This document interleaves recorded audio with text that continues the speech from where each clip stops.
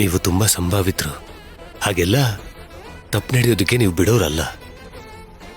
Actual ಆಗಿ ಏನಾಯ್ತು sir? ಮೋಸ ಮಾಡಿದವನೋ ಯೋಗ್ಯ, ಮೋಸ ಹೋದವನೋ ಯೋಗ್ಯ ಅಲ್ವೇನಪ್ಪ?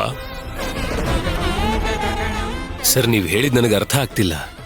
ಪ್ಲೀಸ್ ಬಿಡಿಸಿ ಹೇಳಿ, ಏನಾಗಿದೆ ಪಲ್ಲವಿ ಅವ್ರ ಜೀವನದಲ್ಲಿ?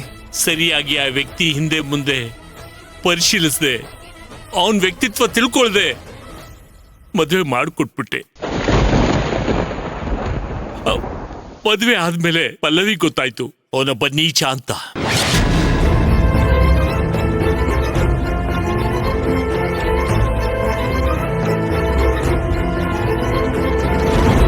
ನನಗೆ ನೋವಾಗಬಾರ್ದು ಅಂತ ಇಷ್ಟು ದಿವಸ ಪಲ್ಲವಿ ಆ ನೀಚ ಮಾಡಿದ್ದನ್ನೆಲ್ಲ ಪಲ್ಲವಿ ಮುಚ್ಚಿಟ್ಲು.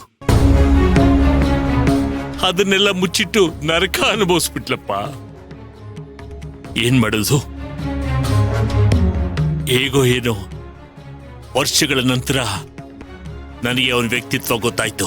ಅವನೊಬ್ಬ ದೊಡ್ಡ ನೀಚ ಅಂತ. ಸರ್, ಪಲ್ಲವಿ ಅವ್ರ ಲೈಫಲ್ಲಿ ದ್ರೋಹ ಆಗಿದೆ ಅಂದ್ರೆ ಯಾವ ತರ ಸರ್? ಅವನು ಪಲ್ಲವಿಗೂ ತಿಳಿಸದೆ ಬೇರೆ ಹುಡುಗಿನ ಮದ್ವೆ ಆಗಿದ್ದ.